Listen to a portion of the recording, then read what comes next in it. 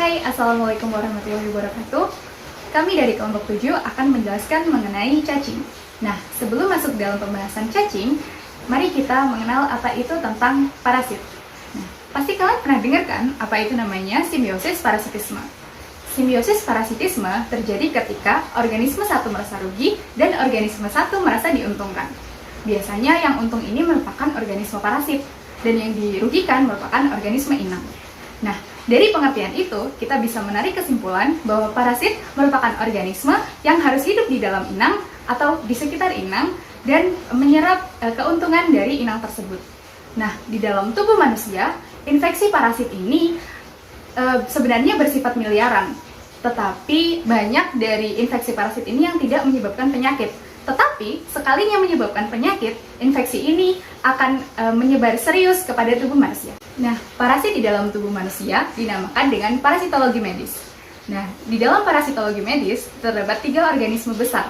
Yang pertama adalah protozoa, yang kedua adalah cacing, dan yang ketiga adalah ektoparasit. Nah, pada kesempatan kali ini kita akan membahas satu di antara ketiganya. Yang pertama adalah cacing. Pasti kalian pernah dengar juga kan apa itu cacingan?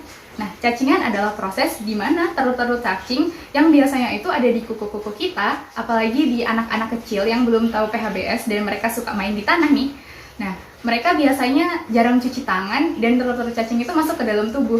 Ketika masuk ke dalam tubuh, telur-telur cacing pasti akan mengalami pertumbuhan dan perkembangan. Mereka akan berkembang menjadi cacing dan menyerap sari-sari makanan di dalam tubuh kita. Karena cacing kan termasuk parasit ya. Nah, di dalam ilmu biologi terdapat 7 jenis cacing. Tetapi, di kesempatan kali ini kita akan membahas 4 jenis cacing. Yang pertama adalah cacing pita, yang kedua adalah cacing tambang, cacing gelang, dan juga cacing kremi. Oke, tanpa menunggu berlama-lama lagi, kita akan masuk kepada pembahasan pertama, yaitu cacing pita, yang disampaikan oleh Rosa. Check this out. Oke, yang pertama yaitu cacing pita. Kenapa disebut dengan cacing pita? Karena bentuknya seperti pita yang memanjang serta pipi. Yang selanjutnya yaitu ada morfologi cacing pita. Yang pertama yaitu cacing dewasa mempunyai panjang sekitar 5-10 meter. Cacing ini terdiri dari sortek, leher, dan strabita. Sortek berbentuk piriform yang berukuran sekitar 1-2 mm yang dilengkapi dengan 4 badil isap yang menonjol. Yang selanjutnya yaitu ada strobila yang terdiri dari 1000-2000 pragnotit atau segmen, yang dimana segmen ini semakin ke distal, maka praglotit akan semakin matang. Selanjutnya yaitu ada praglotit grafit yang berukuran sekitar 16-20 kali 5-7 mm dengan cabang yang berada di uterus dengan jumlah 5-20 buah, yang tiap sisi uterus grafit ini mengandung 80.000 sampai 100 telur. Yang selanjutnya yaitu ada lubang kelamin atau parus genitalis yang terletak di sebelah lateral, yang letaknya berselang-seling di kanan atau di kiri yang secara tidak teratur. Yang selanjutnya yaitu ada penyakit yang ditimbulkan. Penyakit yang ditimbulkan oleh cacing pita yaitu teaniasis. Teaniasis merupakan penyakit yang disebabkan oleh infeksi cacing pita. Infeksi teaniasis yang tidak cepat ditangani maka akan menyebabkan beberapa komplikasi, yaitu seperti penyakit hidatidosa. Yang kedua yaitu gangguan sistem pusat dan otak. Yang selanjutnya yaitu terganggunya fungsi organ. Yang selanjutnya yaitu gangguan pencernaan seperti pencernaan akan tersumbat. Selanjutnya yaitu gejala teaniasis. Berikut merupakan beberapa gejala yang mungkin dialami oleh pengidap teaniasis. Yang pertama yaitu rasa nyeri pada perut bagian atas. Yang kedua yaitu berat badan akan turun. Yang ketiga yaitu mual dan muntah. Yang keempat yaitu nafsu makan menurun. Yang kelima yaitu gangguan pencernaan seperti diare. Yang keenam yaitu iritasi pada sekitar anus. Yang ketujuh yaitu sakit kuning. Yang kedelapan yaitu tinja terlihat cacing atau telur-telur cacing. Yang selanjutnya yaitu ada jenis-jenis cacing pita. Yang pertama yaitu cacing pita pada daging sapi dan daging babi. Yang kedua yaitu cacing pita ikan. Yang ketiga yaitu cacing pita kardil. Yang keempat yaitu cacing pita pada anjing. Yaitu akan disampaikan oleh rekan saya yaitu Putri tentang cacing tambang. Oke, materi kita yang kedua yaitu cacing tambang. Seperti di poster yang ada di samping saya, cacing tambang memiliki bentuk nematoda kecil berbentuk silindris dengan ukuran cacing betina 9-13 kali 0,35 sampai 0,6 mm lebih besar dibandingkan dengan ukuran cacing tambang jantan yang memiliki ukuran 5-11 kali 0,3 sampai 0,45 mm. Terdapat dua jenis cacing tambang yang sering menyebabkan penyakit pada manusia, khususnya asariasis, yaitu yang pertama Necator americanus dan yang kedua Ankylostoma duodenal. Nah, kedua cacing tersebut hanya ditemukan pada tubuh manusia. Selain itu, terdapat pula beberapa jenis parasit cacing tambang penyebab infeksi pada kulit yang ditemukan pada hewan, seperti 1. Ankylostoma brasiliense dan caninum. Nah, parasit ini kerap menjadi penyebab utama infeksi cacing tambang dan biasanya ditemukan pada anjing dan juga kucing. Kemudian yang kedua ada Uncinaria stenocephala. Nah, parasit ini umumnya ditemukan pada anjing. Dan yang ketiga ada jenis cacing Bunostomum pletobotomum. Nah, parasit ini umumnya ditemukan pada binatang ternak. Adapun beberapa jenis lainnya yang jarang ditemukan, tapi dapat memicu juga terjadinya infeksi tambang seperti Ankylostoma selanicum biasanya ditemukan pada anjing, kemudian Ankylostoma tubeforme kadang ditemukan pada kucing. Ada juga Strongyloides papillosus. Nah, ini ditemukan pada kambing, domba, atau binatang ternak lainnya, dan ada juga Strongyloides westeri. Nah, ini ditemukan pada kuda. Nah, selanjutnya kita masuk pada infeksi yang sering terjadi yang disebabkan oleh parasit cacing tambang. Nah, infeksi cacing tambang adalah penyakit yang terjadi ketika tubuh dimasuki oleh parasit berupa cacing tambang, yang kemudian berkembang dalam tubuh, dan cacing-cacing tersebut menggunakan tubuh manusia sebagai lingkungan yang ideal untuk berkembang menjadi cacing dewasa. Manusia bisa tertular cacing tambang ini ketika sedang berjalan tanpa alas kaki di area yang terkontaminasi tinja binatang seperti di taman ataupun di pantai. Nah, selain itu, parasit yang menempel pada kulit juga bisa berasal dari benda yang lembab, seperti halnya handuk. Nah, jenis infeksi cacing tambang yang paling sering ditemukan adalah asariasis dan juga Cutaneous larva migrans atau CLM. Pertama yaitu asariasis. Asariasis ini terjadi apabila cacing tambang menginfeksi tubuh dan berkembang biak di dalam usus. Kondisi ini disebut juga dengan asariasis. Nah, asariasis dapat menyebabkan gangguan pencernaan serta penyakit pada usus. Kemudian yang kedua ada Cutaneous larva migrans atau CLM. Nah, ini adalah infeksi parasit cacing tambang yang menyerang kulit. Jenis cacing yang biasanya menyebabkan kondisi ini adalah cacing tambang yang umumnya ditemukan pada binatang seperti kucing, anjing, domba, dan juga kuda. Kemudian gimana sih gejala apabila kita terinfeksi parasit cacing tambang? Nah, tidak semua penderita infeksi cacing tambang mengalami gejala, khususnya jika kondisi yang dialami tergolong ringan. Namun, jika infeksi yang dialami cukup parah, penderita dapat merasakan sensasi gatal, geli, atau seperti ditusuk dalam waktu 30 menit pertama setelah terkontaminasi.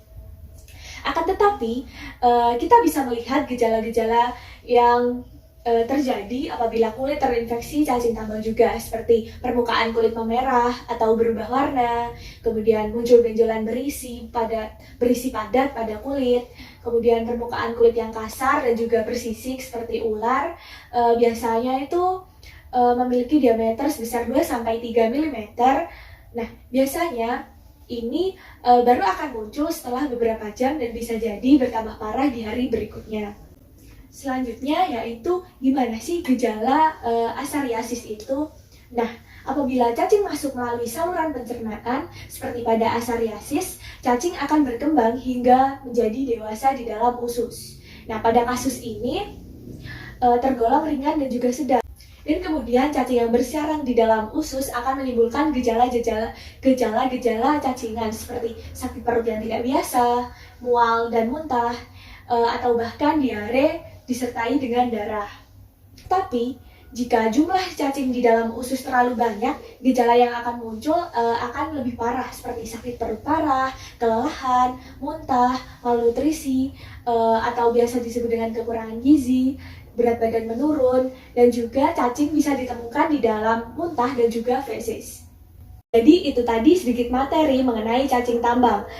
Kemudian materi selanjutnya yaitu materi ketiga akan dilanjutkan oleh rekan saya yaitu Sarah mengenai cacing gelang. Ketiga, ada cacing gelang atau Ascaris lumbricoides adalah hewan triploblastik yang sudah mempunyai rongga sejati sehingga disebut sebagai triploblastik selomata.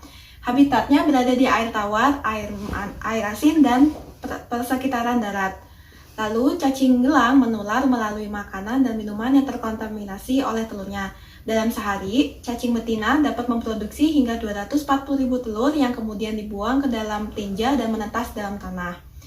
Kenapa sih cacing gelang disebut sebagai cacing gelang? Karena fisiknya berbuku-buku atau berluas-luas seperti gelang. Lalu, cacing gelang berbentuk tubuh bulat dan ujungnya meruncing, mulut terletak di ujung anterior dengan 3 buah bibir. Untuk cacing jantan berukuran 10-30 cm dan untuk betina berukuran 22-35 cm. Sistem pencernaannya terdiri atas mulut, faring, kerongkongan, esofagus, usus, dan anus. Lalu jenis cacing gelang terbagi menjadi 3 kelas, diantaranya ada Lygochaeta, Polychaeta, dan Hirudinea. Penyakit yang disebabkan oleh cacing gelang diantaranya ada Ascariasis. Ascariasis adalah infeksi usus kecil yang disebabkan oleh spesies cacing gelang yang bernama Ascaris lumbricoides. Ascaris lumbricoides akan menginfeksi usus kecil pengidap dan bertindak sebagai parasit yang hidup dan mengambil nutrisi dari saluran usus inangnya untuk bertumbuh dari telur, larva hingga menjadi cacing dewasa. Lalu gejala Ascariasis diantaranya adalah napas terasa semakin pendek, batuk dan demam, diare, selera makan menurun, perut terasa tidak nyaman, dan terakhir ada penyumbatan usus yang menimbulkan mual, nyeri, hingga muntah. Yang selanjutnya akan dijelaskan oleh rekan saya yang bernama Sevia untuk menjelaskan mengenai cacing kremi. Di sini saya akan menjelaskan tentang cacing kremi. Cacing kremi adalah jenis cacing yang bersifat parasit dan menyerang atau menjangkit usus besar manusia. Parasit ini memiliki karakteristik fisik yang sekilas terlihat seperti benang dan berwarna putih. Parasit ini bisa dilihat pada tinja fases atau sekitar lubang anus si pengidap cacing kremi. Karena cacing ini menular telur-telurnya pada lipatan di sekeliling anus saat pengidap tertidur. Beberapa orang tidak menunjukkan gejala saat mengalami infeksi dari cacing ini, tetapi ada juga yang mengalami gatal-gatal di anus dan tidur menjadi gelisah. Infeksi yang ditimbulkan oleh cacing kremi tidak akan menimbulkan kondisi medis yang serius. Namun, cacing kremi ini bisa naik ke area anal menuju ke vagina, uterus, tuba falopi, dan sekitar organ pada pinggul. Meskipun jarang terjadi, ada beberapa komplikasi yang dapat terjadi, seperti endometriosis dan vaginitis. Morfologi dari cacing kremi. Yang pertama, ukuran jantan panjang 2-5 mm, lebar 0,1 sampai 0,2 mm. Ukuran dan panjang betina 8 sampai 13 mm, lebar 0,3 sampai 0,5 mm. Yang ketiga, ujung anterior lebih tumpul dibanding yang posterior yang meruncing. Terdapat penebalan kutikula di ujung anterior, mulut simpel dengan 3 buah bibir, dan ujung posterior cacing dan melengkung dengan sebuah spikula. Dan yang terakhir, ujung posterior cacing dan betina lurus. Yang ditimbulkan oleh cacing kremi yaitu ochiuriasis yang menimbulkan komplikasi, antara lain diantaranya yang pertama, penurunan berat badan. Yang kedua, radang usus buntu, infeksi bagian dalam perut. Yang ketiga, uretritis. Yang keempat, infeksi saluran kemih. Yang kelima, abses atau kumpulan nanah di saluran tuba dan indung telur. Gejala dari ochiuriasis yang pertama yaitu pelekatan kepada cacing pada mukosa usus dapat menimbulkan peradangan ringan. Yang kedua, bila cacing dalam jumlah yang cukup dapat dalam lumen usus dan dapat menimbulkan obstruksi usus. Yang ketiga, iritasi daerah porional akibat cacing dewasa ataupun laruannya dapat menimbulkan peradangan dengan gejala pruritus ani. Yang keempat, gejala gatal sampai rasa nyeri paling terasa pada malam hari. Yang kelima, kadang pada penderita wanita larva daerah perional dapat bermigrasi ke vagina. Yang keenam, bruxism atau menggemeratakan gigi secara sadar, mual, dan muntah. Yang ketujuh, diare. Dan yang terakhir, kemerahan atau luka pada anus. Demikian tadi pemaparan dari kelompok 7 mengenai cacing-cacing yang bisa hidup di dalam tubuh manusia. Nah, kuncinya agar cacing-cacing ini tidak menimbulkan infeksi yang serius adalah menerapkan PHBS atau perilaku hidup bersih dan sehat. Jangan lupa cuci tangan dan terapkan semua protokol kesehatan ya. Cuci tangan sampai bersih, cukup sekian dan terima kasih. Assalamualaikum warahmatullahi wabarakatuh.